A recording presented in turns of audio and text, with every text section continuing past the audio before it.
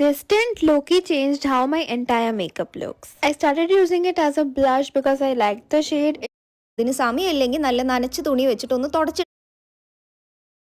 So hi guys, welcome back to കടിൽ cloud. അങ്ങനെ ഒരു 15 പോയിന്റ്സ് ഓർമ്മയുണ്ടല്ലോ. കുറേ സാധനങ്ങൾ കളർ മാർക്കറാണ് കിട്ടിയത്. പിന്നെ ഒരു പെന്നും ഉണ്ട്, ഇതേപോലത്തെ ഒരു പേപ്പർ കട്ടറും ഉണ്ട്.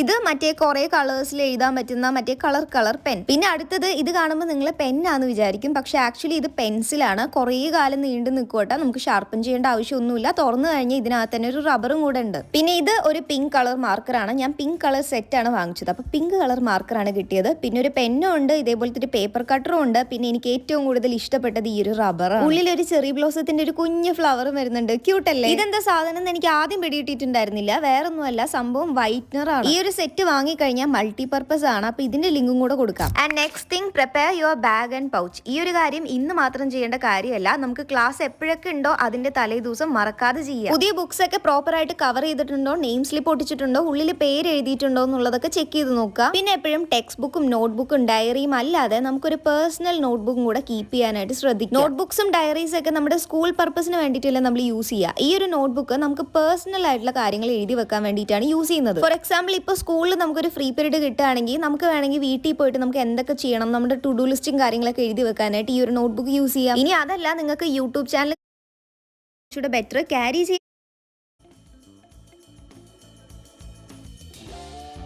അടുത്ത സാധനം, നിങ്ങളെ ഈ bucket list, movie list, wish list, song list എന്നൊക്കെ കേട്ടിട്ടില്ലേ? അതേപോലെ ലിസ്റ്റ് ഓഫ് ലിസ്റ്റ് എന്ന് എവിടെയെങ്കിലും കേട്ടിട്ടുണ്ടോ? ചിലപ്പോൾ കേട്ടിട്ടുണ്ടാവും, ചിലപ്പോൾ കേട്ടിട്ടുണ്ടാവില്ല. ഇല്ലെങ്കിൽ ഞാൻ പറഞ്ഞുതരാം. സോ ലിസ്റ്റുകൾ പലവിധം: bucket list, wish list, song list, movie list, food list, places list. അങ്ങനെ ലിസ്റ്റ് എന്നൊക്കെ പറഞ്ഞു തുടങ്ങി കഴിഞ്ഞാൽ വീഡിയോ കഴിയുന്നത് വരെ ലിസ്റ്റുകൾ പറയാൻ പറ്റും. സോ ഈ മേൽപ്പറഞ്ഞ ലിസ്റ്റുകളെ എല്ലാത്തിനെയും കൂടെ ചേർത്തി ഉണ്ടാക്കുന്ന ഒരു ലിസ്റ്റിനെയാണ് ലിസ്റ്റ് ഓഫ് ലിസ്റ്റ് എന്ന് പറയുന്നത്. മനസ്സിലായി എന്ന് വിചാരിക്കുന്നു. ഇനി മനസ്സിലായില്ലെങ്കിൽ ഞാൻ ഒന്നുകൂടെ പറഞ്ഞു തരില്ല, കാരണം ഇത്രയും പറഞ്ഞു തന്നെ ശ്വാസം. ഇപ്പൊ സിമ്പിൾ ആയിട്ട് പറയാനാണെങ്കിൽ, നമ്മളിപ്പോൾ ഒരു വിഷ് ലിസ്റ്റ് ആണ് എടുക്കുന്നതെന്ന് വെച്ചോ. വിഷ് ലിസ്റ്റിനകത്ത് നമുക്ക് എന്തൊക്കെ സാധനങ്ങൾ വാങ്ങാനാണ് ആഗ്രഹമുള്ളത്, ആ സാധനങ്ങളുടെ പേരൊക്കെ ആയിരിക്കും നമ്മൾ അതിനകത്ത് എഴുതുക. അതേപോലെ ഇപ്പോൾ ഒരു മൂവി ലിസ്റ്റ് ആണെന്ന് വെച്ച് കഴിഞ്ഞാൽ, നമുക്ക് എന്തൊക്കെ സിനിമകൾ കാണണമെന്ന് ആഗ്രഹമുണ്ടോ ആ ഒരു മൂവീസിന്റെ ഒക്കെ ലിസ്റ്റ് ഇടും. അങ്ങനെ നമുക്ക് എന്തൊക്കെ ലിസ്റ്റുകൾ ക്രിയേറ്റ് ചെയ്യണം എന്നുള്ളതിന്റെ ലിസ്റ്റാണ് ഈ ലിസ്റ്റ് ഓഫ് ലിസ്റ്റ്. ഇനിയിപ്പോ എന്തിനു വേണ്ടിയാണ് ഈ ലിസ്റ്റ് ഒക്കെ ഇടുന്നതെന്ന് ചോദിച്ചു കഴിഞ്ഞാൽ, ആ ഒരു ചോദ്യത്തിന് ഇവിടെ പ്രസക്തി ഇല്ല. എല്ലാത്തിനും ഇപ്പൊ കാരണമൊക്കെ വേണോ? ഒരു മനസ്സുഖം, അത്രേ ഉള്ളൂ. ഇനിയിപ്പോ അങ്ങനെ ഒരു എക്സ്പ്ലനേഷൻ കിട്ടിയേ മതിയാവൂന്നാണെങ്കിൽ വേറൊന്നുമല്ല, നമ്മുടെ ഇഷ്ടങ്ങളൊക്കെ നമുക്ക് തന്നെ ഒന്ന് തിരിച്ചറിഞ്ഞ് ജസ്റ്റ് ഒന്ന് എഴുതി വെച്ച്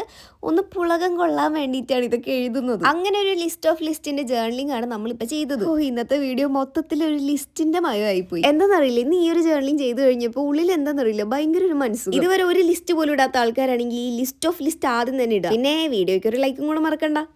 നിങ്ങളെ ഈ കാണുന്ന പച്ച ചുരിദാർ ഉണ്ടല്ലോ, ഇറ്റ്സ് നോട്ട് ജസ്റ്റ് പച്ച ചുരിദാർ, പക്ഷെ എൻ്റെ ഒരു ഐഡന്റിറ്റി ആണെന്ന് വേണമെങ്കിൽ പറയാൻ പറ്റും. എന്റെ കയ്യിലുള്ള ഏക കോട്ടൺ കുർത്ത സെറ്റ് ആണ് ഇത്. അതുകൊണ്ട് തന്നെ കുർത്ത ഇടേണ്ട സിറ്റുവേഷനിൽ എപ്പോഴും ഞാൻ ഈ ഒരു കുർത്ത മാത്രമേ ഇടാറുള്ളൂ. ഇതിട്ടുകൊണ്ടുള്ള പല വീഡിയോസ് നിങ്ങൾക്ക് എന്റെ ചാനലിൽ കാണാൻ പറ്റും. വന്ന ആൾക്കാർ എന്നെ ഐഡന്റിഫൈ ചെയ്യുന്നത് തന്നെ ഈ ഒരു പച്ച ചുരിദാർ കണ്ടിട്ടാണ്. കഴിഞ്ഞ ദിവസം ലുലുവിൽ പോയി കഴിഞ്ഞപ്പോൾ ഈ ഒരു ചുരിദാർ കണ്ട് 2 ആൾക്കാരാണ് ഞാനാണോ എന്ന് പറഞ്ഞ് നോക്കി കണ്ടുവന്ന് സംസാരിച്ചത്. ഞാൻ പറഞ്ഞില്ലേ, ഐഡന്റിറ്റി ആയി മാറി. ഈ ഒരു ഡ്രസ്സ് മാത്രമേ ഉള്ളൂ എന്നുള്ള ചോദ്യം കേട്ട് മടുത്തു. അതുകൊണ്ട് ആ ഒരു ചീത്തപ്പേര് മാറ്റാനായിട്ട് ഞാനൊരു 3 അനാർക്കലി കുർത്ത സെറ്റ് വാങ്ങിച്ചു.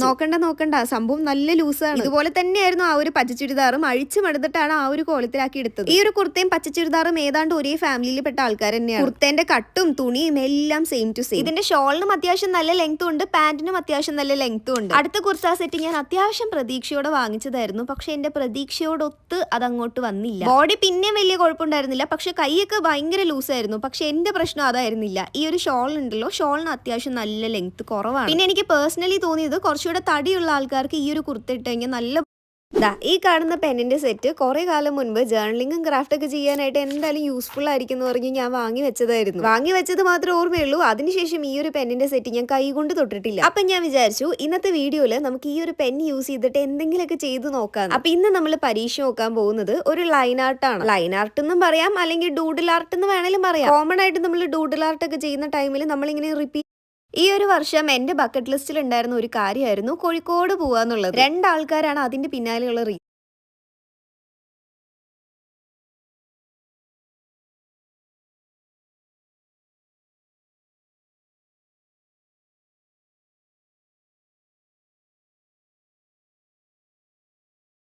ഹലോ ഗൈസ്, അപ്പോൾ ഇന്ന് നമുക്ക് വേറൊരു hand made blind bag unbox ചെയ്താലോ?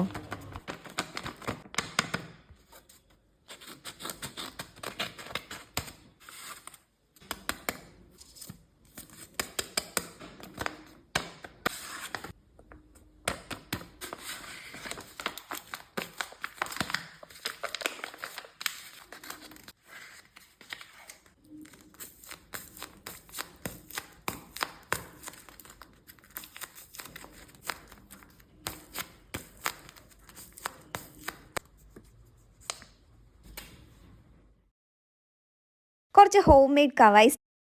ഈ നല്ലൊരു അടിപൊളി സാറ്റിസ്ഫൈങ് ആയിട്ടുള്ളൊരു ഓർഗനൈസേഷൻ കണ്ടാലോ? ക്ലാസ്സിലൊരു 50 പിള്ളേരുണ്ടെങ്കിൽ 45 പിള്ളേരുടെ സ്കെയിലും ഇതൊക്കെ തന്നെയായിരിക്കും. ആ ഒരു 5 പേരാവണമെങ്കിൽ എന്ത് ചെയ്യണം? ഇങ്ങനെ കുറച്ച് ക്യൂട്ടായിട്ടുള്ള സാധനങ്ങളൊക്കെ ഉണ്ടാക്കി കൊണ്ടുപോകണം. അപ്പോൾ പറഞ്ഞു വന്നത്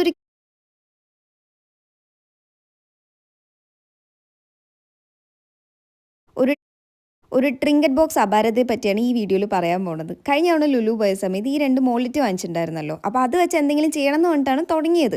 അപ്പോൾ ക്ലേ കറക്റ്റ് അളവിന് എത്ര ഉണ്ടാവും അറിയാത്തതുകൊണ്ട് 2 മിക്സ് ചെയ്ത് നോക്കിയിട്ട് എത്ര വരുമോ അതിനനുസരിച്ച് എന്തെങ്കിലും ഉണ്ടാക്കാമെന്ന് കൊണ്ട് തുടങ്ങി. ഒരു തട്ടിക്കൂട്ട് ട്രിങ്കറ്റ് ബോക്സിനുള്ള ക്ലേ ഒക്കെ ഉണ്ടായതുകൊണ്ട് അത് ഉണ്ടാക്കാൻ